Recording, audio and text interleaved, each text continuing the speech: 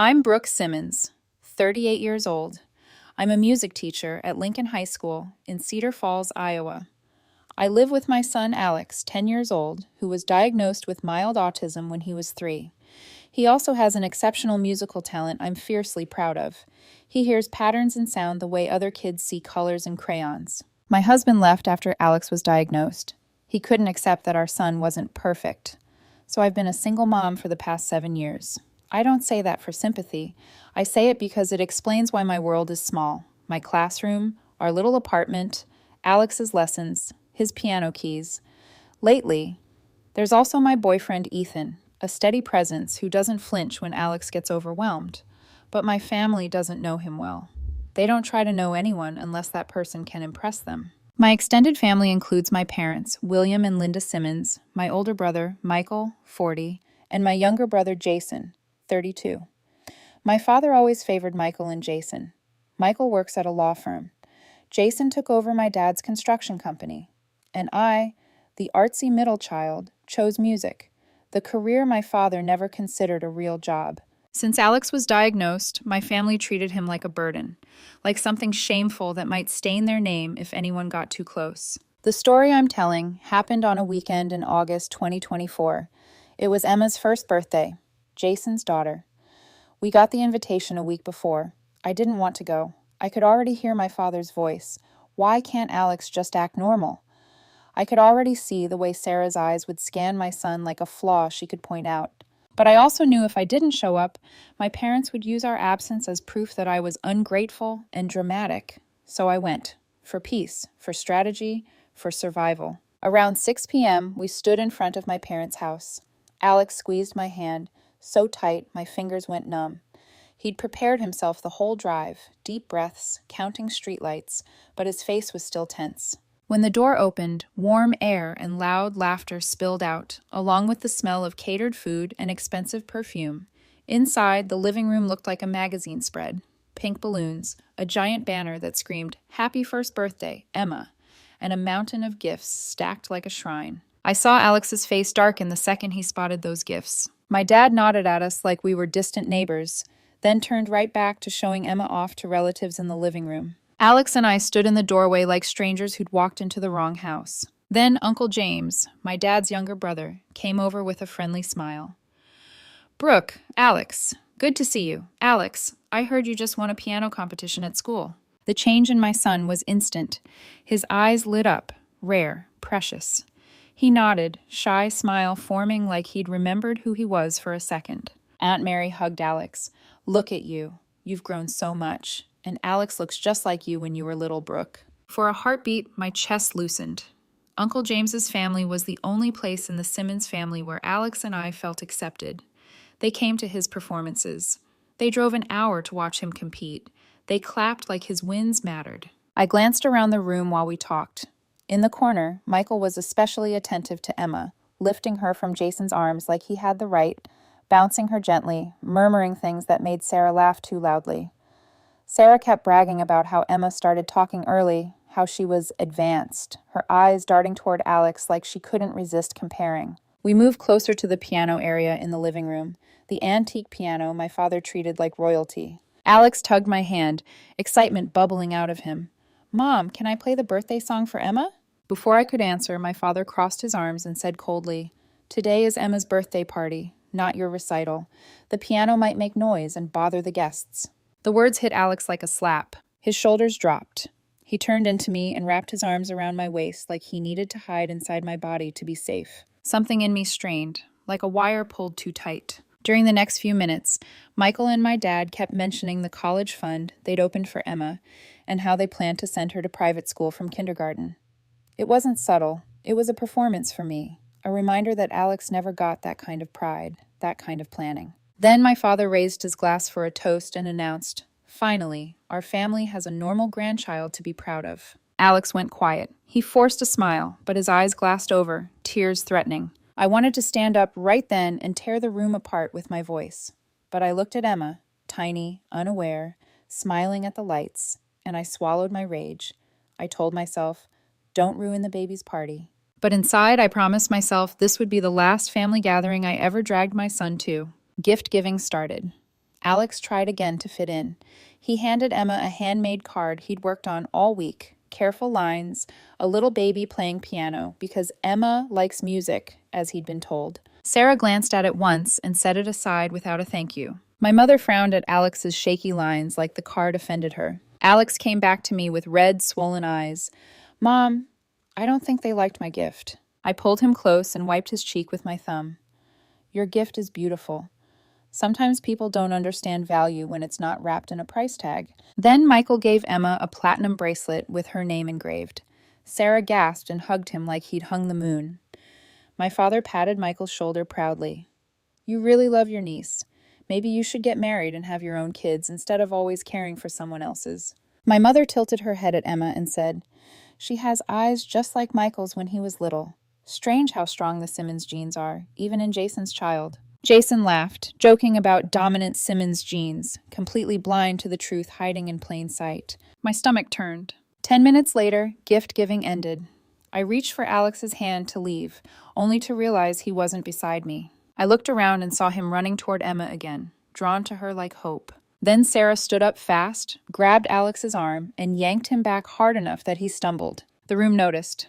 Heads turned. Silence spread like spilled ink. Sarah plastered on a fake, concerned smile and said, loud enough for everyone to hear, I think we should keep Alex away from Emma. I'm worried she might catch autism from him. Time slowed. My ears buzzed. My body went cold. And then, like a verdict, my father nodded in agreement. Sarah's right. Brooke, maybe you should leave Alex at home for future parties. Michael added, calm and reasonable, You can hire a babysitter by the hour. We need to think about what's best for Emma. Jason stared into his wine glass. My mother nodded like this was common sense. Alex understood every word. He burst into tears and ran to me, clinging to my legs like the floor was falling away. No one apologized. No one corrected Sarah. No one defended my son, except Uncle James, standing up so fast his chair scraped. William, he said, voice shaking with anger, I can't believe what you just said. Autism isn't contagious. Alex is a wonderful boy. Aunt Mary rose too. You're being cruel. This favoritism is disgusting. This is why we rarely attend these gatherings. Their daughter Jenny, a young psychologist, came over and hugged Alex. This discrimination is unacceptable. We're family, not ignorant strangers.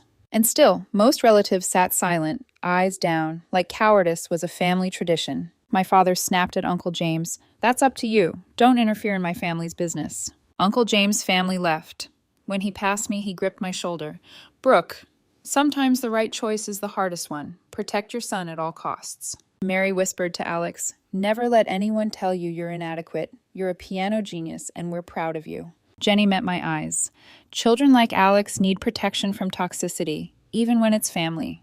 Do the right thing. Their words steadied me, and in that moment, something hardened inside my chest, something that had been soft for too long. I stepped into the center of the room, holding Alex close, and said, Before we leave, I have something I'd like to share with everyone about our normal grandchild to be proud of. Silence snapped tight. I looked straight at Jason. Jason, have you ever wondered why Emma doesn't look like you? Sarah dropped a plate. It shattered. Michael froze by the window, panic flashing across his face like a crack in glass. I didn't let myself breathe. Have you ever wondered why Emma's eyes look like Michael's? Jason stared at me, shock rising slowly, painfully. And then I said the words that split my family in half. Because Emma isn't your child. Emma is Michael and Sarah's daughter. The moment the words left my mouth, Emma is Michael and Sarah's daughter, the room didn't explode right away. It did something worse first. It went still, the kind of stillness you feel before a storm hits, when even the air seems to hold its breath. Jason's eyes flicked from me, to Sarah, to Michael, and back again, like his brain couldn't decide which reality to accept. Sarah's hands trembled around Emma. She clutched the baby tighter, like squeezing hard enough could force the truth back down my throat. Michael took one step forward, face flushing red. You're lying, he snapped, voice too loud, too fast. You're jealous of Jason. You've always been jealous. My father slammed his glass down. Brooke, he roared, pointing at me, like I was still 16 and caught sneaking out.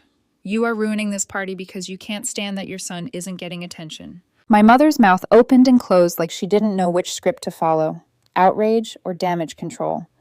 Please stop, she begged, eyes shiny. You're hurting the whole family. Alex's face was pressed into my side. I felt his tears soaking into my dress. I felt his small body shaking, and the rage inside me sharpened into something clean and focused. I didn't raise my voice. I didn't need to. I turned my head slightly and looked straight at Sarah.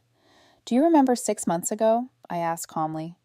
"When you were kissing Michael in the living room at 2 in the morning, and the hallway light suddenly turned on." Michael's face drained so fast he looked sick. Sarah's lips parted, but no sound came out. Jason's jaw clenched. His breath turned ragged. Like every piece of him, was trying not to crack apart in front of everyone. Michael tried to recover first. "You're making things up," he barked. "You always do this. Play the victim. Act like everyone's against you." I met his eyes. "I'm not acting," I said. "And I'm not guessing." My father surged toward me.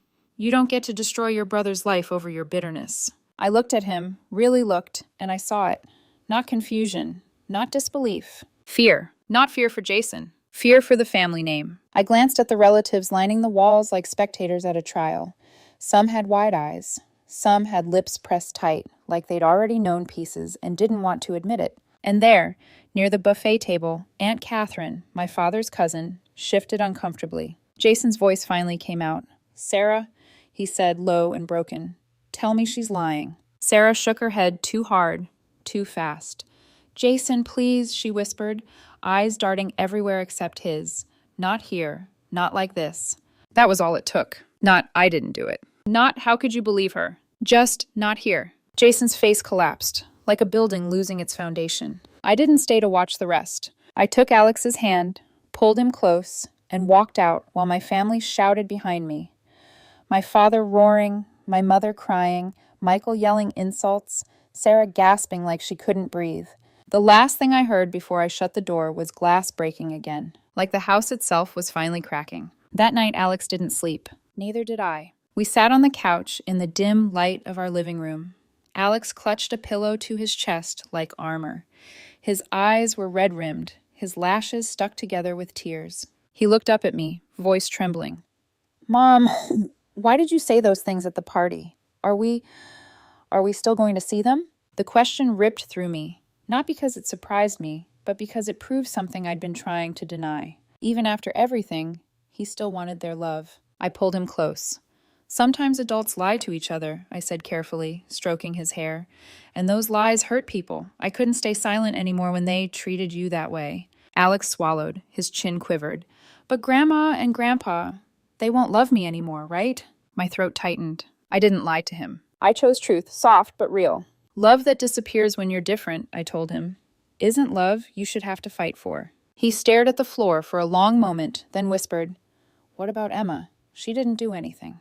My son, 10 years old, shaking from cruelty and still thinking about a baby's feelings.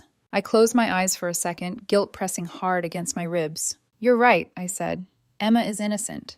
The adults are the ones who made the mess." Alex nodded slowly, like he was filing that away, like he was learning the shape of the world. Around 11 p.m., I checked my phone. 12 missed calls from my mom. 5 from Michael. 1 message from Jason. "We need to talk." I turned the phone face down. That night, I sat on the edge of Alex's bed long after he finally drifted into restless sleep, and I asked myself the question that had haunted me for months. Was I right to reveal it like that? And then I remembered Sarah's voice, catch autism from him, and my father agreeing like my son was contaminated. And the answer came, cold and certain. I had no choice. Because the truth was, I didn't learn their secret at that party. I'd been carrying it for 6 months. 6 months of swallowing rage.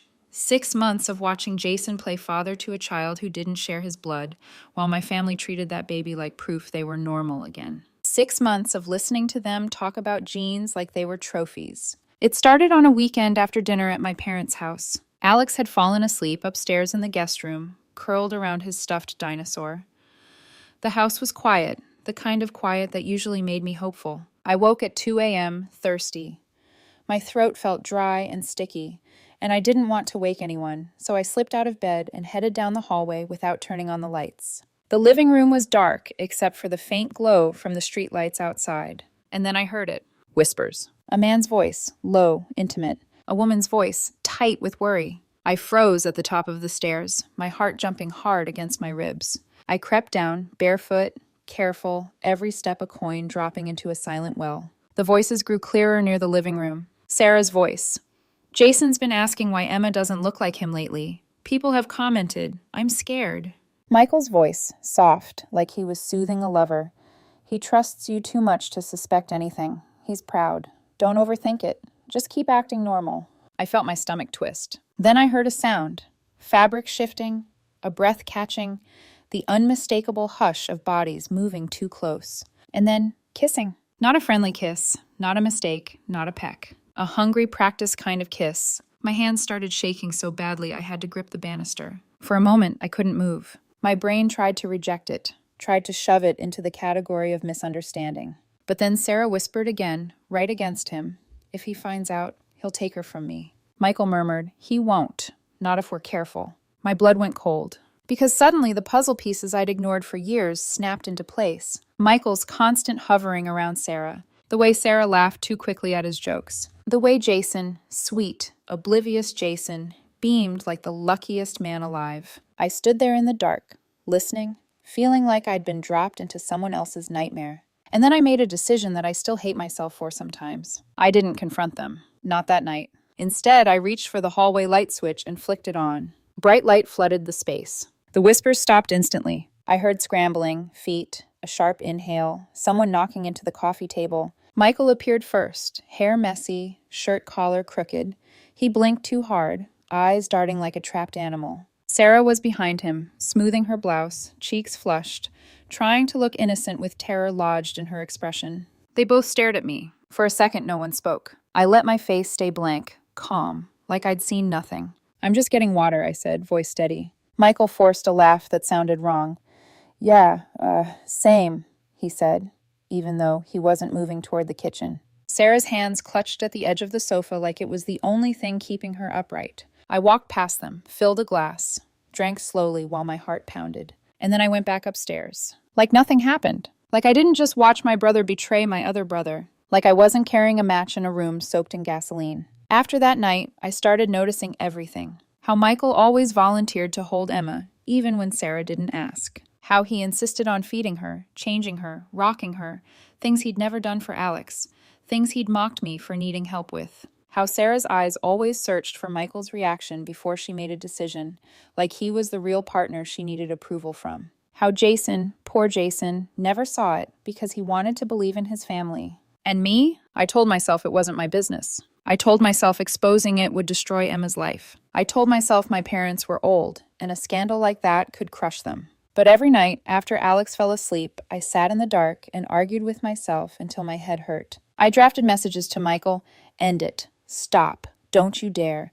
I scheduled coffee meetings with him twice, and canceled both. Because every time I pictured him across the table, I remembered his face when Alex tried to play the piano. That look, pity mixed with contempt, like my child was something broken. And then the rage won again, so I did the one thing I could do without anyone's permission. I hired a private investigator. Not because I wanted revenge, because if I was going to blow up my family, I needed proof. Hard proof. The kind no one could smirk away. The investigator didn't take long. Within weeks, she confirmed what I suspected. Sarah and Michael had been together for years, long before Sarah ever married Jason. They'd even lived together like a couple for 3 years. I stared at the report in my kitchen, hands numb. And still, I said nothing. Until that party. Until Sarah said my son could infect a baby with autism. Until my father agreed. That was the moment my silence became a betrayal of Alex, and I refused to be part of it anymore. The next day, I kept Alex home from school. We went for pancakes. We walked by the river. We watched ducks, and tried to pretend our world hadn't been shattered. But in the back of my mind, I felt it. The truth doesn't end when you say it out loud. It begins. And I knew Jason's message, "We need to talk," was only the first wave. Because soon, someone would show up at my door, and whatever they brought with them would change everything again. Jason showed up at my door 1 month after Emma's birthday party. It was 11:07 p.m. The knocking wasn't polite. It wasn't steady. It was uneven, desperate, like he'd already tried somewhere else and been turned away. I opened the door expecting anger. Instead, I saw collapse. Jason stood there with messy hair, red eyes, and the heavy smell of alcohol clinging to him. His shoulders, once broad and confident, seemed folded inward, like he was trying to make himself smaller. I almost shut the door. But then he said my name. "Brooke, please." And something in his voice, raw, cracked, made me step aside. I checked on Alex first. He was asleep, one hand curled under his cheek, breathing soft and steady. I closed his door gently before letting Jason into the living room. He stumbled to the couch and sat down hard, elbows on his knees, hands covering his face. Then he started crying, not the quiet, dignified kind, the kind that tears out of you when the illusion finally dies. I stood across from him for a long moment, watching my little brother break in ways I had never seen. After several minutes, he dragged his hands down his face and spoke. "You were right. The words didn't feel like victory. They felt like ash. At the party," he continued hoarsely, "after you left, I told Sarah we were getting a DNA test." He let out a bitter laugh. "She didn't even fight that hard." My stomach tightened. "She confessed," he whispered, "everything. He told me they had been together for years before she met him, that they broke up because Michael didn't want marriage or children, that after she married Jason, Michael came back around, regretting, jealous, wanting what he'd given up. And Emma," Jason swallowed hard, "Emma is his." He said it like it physically hurt to form the words. "I still did the DNA test," he added quietly, 2 days later, just to be sure. I didn't ask what the result was. His face told me. Jason leaned back against the couch, staring at the ceiling like it might offer mercy. "Dad threw Michael out that night," he said. "In front of everyone. Mom slapped Sarah." He laughed again, hollow. "Family pride didn't matter much after that." "And you?" I asked carefully. "I filed for divorce the next morning." The room went silent, except for the hum of the refrigerator. "I still love Emma," he said suddenly, voice cracking. "I raised her. I fed her. I sang to her. She calls me Da. How am I supposed to just—" His voice broke. That was the first moment I saw not my brother, not the man who stood silent when Sarah humiliated my son, but a father losing a child. "She didn't do anything wrong," he whispered. "I know," I said softly. He rubbed his hands over his face again. "I'm sorry, Brooke." I didn't respond immediately. "I'm sorry for the way I treated Alex," he continued. "For not speaking up, for letting them say those things. I should have defended him. I should have defended you." The apology hung between us. Heavy, belated. I looked at him for a long time before answering. "Alex doesn't need pity," I said steadily. "He needs consistency, respect, real change." Jason nodded slowly. "I want to try," he said. "To be better. To be his uncle." I didn't promise anything. Because I couldn't. Not yet. Before he left, he hugged me. Tight. Like he was trying to anchor himself to something that hadn't completely fallen apart. When I closed the door behind him, I stood there for a long time in the dark hallway. There was no satisfaction. No sense of justice. Just grief. Because exposing the truth didn't feel powerful. It felt like detonating a bomb and watching the rubble settle. A week later, my parents came. Sunday afternoon. They didn't call first. They never do. The doorbell rang, and I saw them through the peephole, standing stiffly on the porch, holding gift bags like props in a play. Alex was in the living room practicing piano. The moment he saw them through the window, he froze. Then he ran to his bedroom and slammed the door. The sound echoed. My chest tightened. I opened the door halfway. My father didn't wait for an invitation. He stepped forward automatically, like my threshold was still his territory. "Is this how your son greets his grandparents?" he demanded. I moved into the doorway fully, blocking him. "Don't come in," I said evenly. "Alex needs space." My mother's eyes were red already. "We need to talk, Brooke." My father cleared his throat like he was delivering a boardroom statement. "We know we made mistakes. We should have treated Alex fairly. 10 years. 10 years of comments, of comparisons, of sighs and disapproving looks. Now, after Michael was disowned, after the family name had been publicly embarrassed, they wanted forgiveness." I shook my head slowly. "You had 10 years, I said.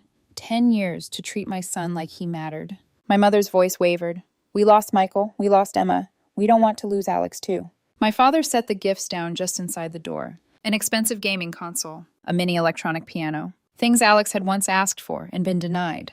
"You think you can buy back affection?" I asked quietly. "It's not like that," my mother pleaded. "It is exactly like that," I replied. From down the hallway, I could hear Alex's breathing. Too fast. My father's patience snapped. "You're being stubborn. Family sticks together." "Family protects children," I shot back. Silence. Then my mother whispered, "At least let us apologize to him." "No," I said. Firm. Clear. "He's scared of you." That landed. They left the gifts behind. I put them back in the bags and set them outside. They came again a week later. This time, Alex didn't just run. He panicked. He screamed. He clung to me so tightly my arms went numb, his whole body shaking. And that's when I knew this wasn't just emotional discomfort anymore. It was trauma. That night, after I calmed him down, I sat at the kitchen table and made a decision. I wouldn't argue with them anymore. I wouldn't debate. I would document. The next morning, I called Alex's therapist, Dr. Morgan. She'd worked with him for 3 years. She knew the difference between overstimulation and fear. After hearing everything, she took notes quietly. Then she looked at me and said, "Brooke, I'm concerned.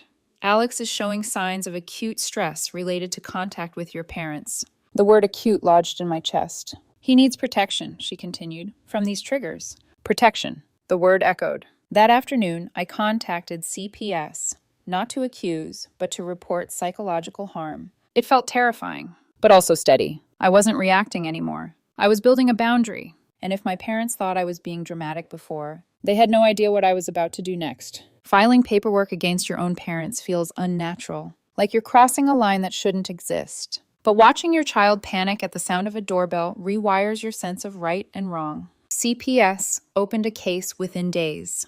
A social worker named Mrs. Peterson came to our apartment. She didn't look judgmental. She didn't look skeptical. She looked attentive. She spoke to Alex separately, in a quiet room, gently asking how he felt when he saw his grandparents. I watched through the cracked doorway as my son twisted his fingers together and whispered, "My heart beats too fast. I feel like I did something wrong." Mrs. Peterson didn't interrupt him. She just wrote that down. Later, she sat across from me at the kitchen table. "There's clear evidence of psychological distress connected to their presence," she said calmly. "Given the history you've described, I recommend pursuing a temporary restraining order." The words didn't feel dramatic. They felt precise, like medical language, like necessary language. I hired a lawyer, Mrs. Martinez, who specialized in children's rights. She reviewed Dr. Morgan's documentation, CPS notes, text messages, years of recorded incidents I'd kept in a folder labeled simply, "Alex." "You have a strong case," she said. "The court prioritizes the child's safety and mental health." 4 days later, we stood in front of Judge Davis. I didn't look at my parents when they entered the courtroom. My father's jaw was set tight. My mother's hands clutched her purse like it was a flotation device. Judge Davis read through the file, then looked at Alex, small, quiet, sitting beside me. "The court places the child's interests first," he said. "This temporary restraining order takes effect immediately." Just like that. A legal boundary. My parents reacted fast. My mother called that night, sobbing. "How could you do this to us?" she cried. "We're your parents." "You had 10 years to build a relationship with Alex," I replied evenly. "I'm choosing to protect my son." My father called next. His voice was cold, clipped. "You'll regret this. I'll cut you out of the will." I almost laughed. "I don't need your money," I said, "and your forgiveness isn't more important than my son's peace." He hung up first. Over the next weeks, they tried a few more times.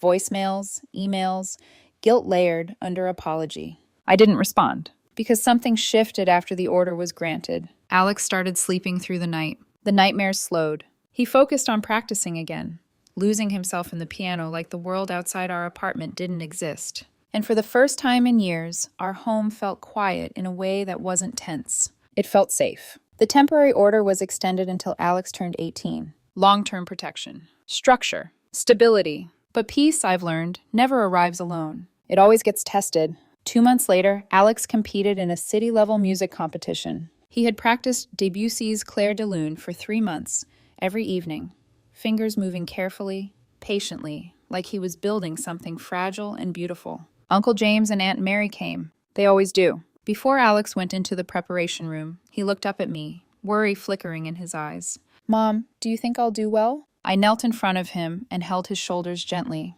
"You'll do better than you think," I told him, "and I'm proud of you no matter what." When he stepped onto that stage under the lights, my breath caught. His shoulders were tense at first, but then his fingers touched the keys, and the tension melted. He disappeared into the music. The notes floated out soft and precise, filling the hall with something almost holy. Uncle James leaned toward me and whispered, "That's not autism, that's brilliance."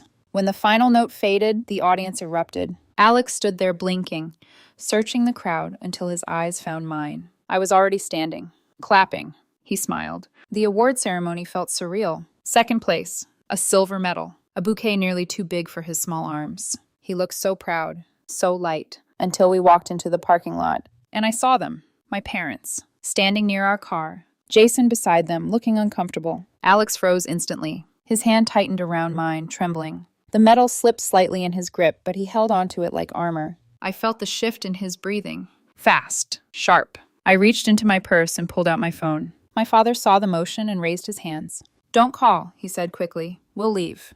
We just wanted to congratulate him. You're violating the restraining order, I said, my voice steady and cold. You shouldn't be here. My mother's eyes filled with tears. We didn't speak to him. We stayed back. We just wanted to see him perform. From a distance? I asked. Jason looked at me like he wanted to say something, but didn't. Alex pressed himself against me, hiding. I will call the police, I said clearly. And if this continues, I will move away entirely. He doesn't need your pride after 10 years of rejection. The words landed harder than I expected. My mother sobbed openly. My father's face hardened, but he stepped back. They left, slowly. Jason lingered a second longer. I'm sorry, he mouthed. I didn't respond. I got Alex into the car and drove away. He didn't speak until we were halfway home. Mom, he whispered, are they going to keep coming? I kept my eyes on the road. Not if I can help it. 10 months passed after the birthday party. Life reshaped itself. Jason moved into a small apartment and finalized his divorce.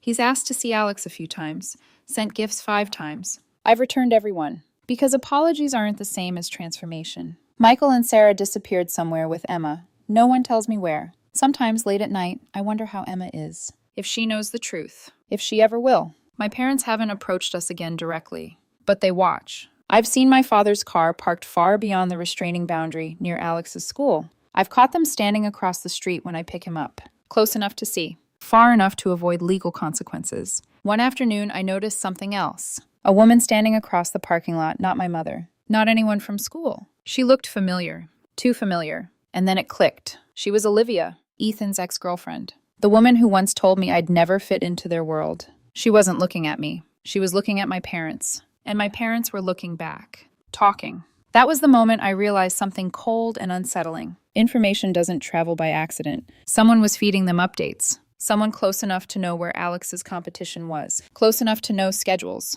And for the first time in months, I felt that same tightening in my chest. The boundary I built legally might not be the only one I needed to defend.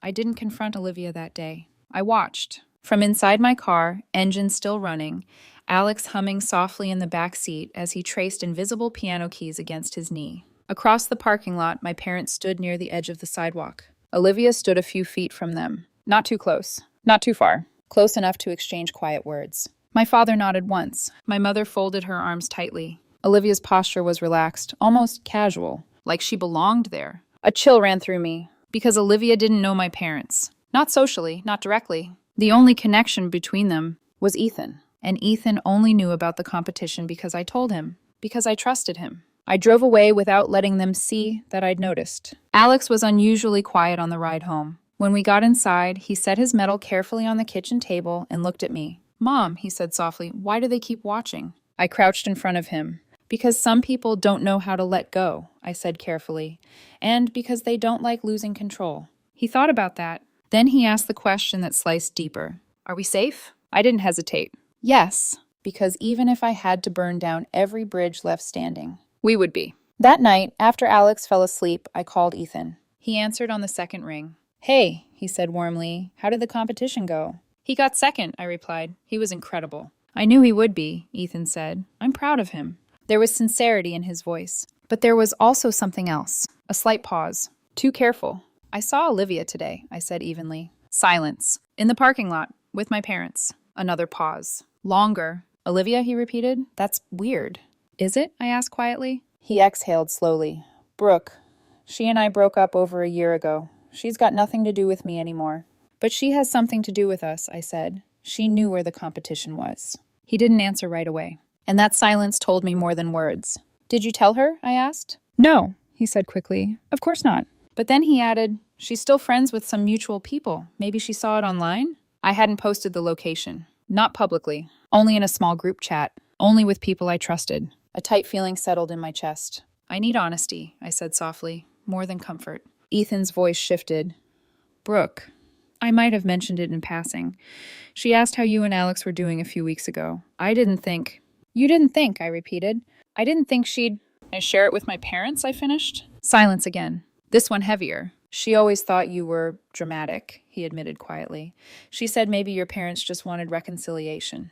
There it was. The undercurrent. The doubt. The minimization. I leaned back against the kitchen counter, exhaustion washing over me. For 10 years, I said slowly, my son was treated like a defect. They told him he wasn't normal. They agreed he was contagious, and you think I'm dramatic? No, he said quickly. That's not what I meant. But it was enough. Because protecting Alex doesn't allow for hesitation. Not from family, not from partners, not from anyone. I can't have leaks, I said firmly. Not in my life, not around my son. Ethan was quiet. And then he said something that surprised me. You're right. I didn't respond. You've been fighting this alone for so long, he continued. Maybe I underestimated how serious it still is.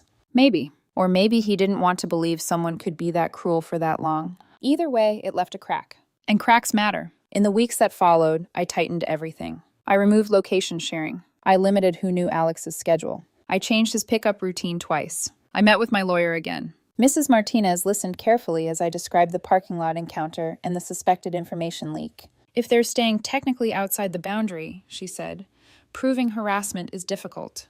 But not impossible? I asked. Not impossible, she confirmed, but it requires documentation. So I documented dates, times, car models, license plates, patterns, because this wasn't paranoia. It was preparation. Jason came by once more, sober this time, clear-eyed. He stood outside my building, hands in his pockets, waiting until I approached.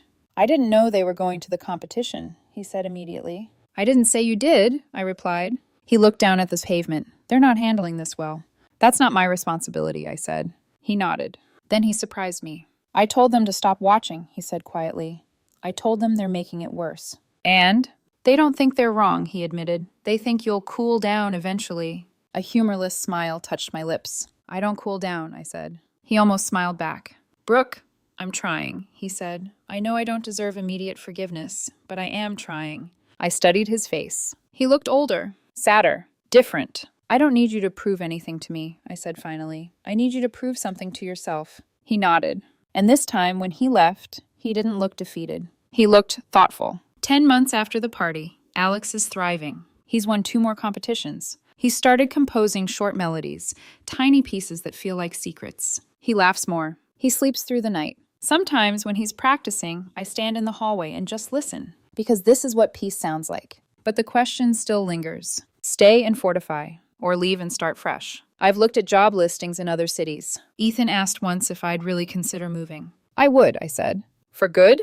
For safety. That answer unsettled him. Because not everyone understands that safety isn't dramatic. It's foundational. Last week, I saw my parents again. Across the street from Alex's school. Far enough to avoid violating the order. Close enough to watch. My father held binoculars. My mother stood beside him, hands clasped tightly. They didn't wave.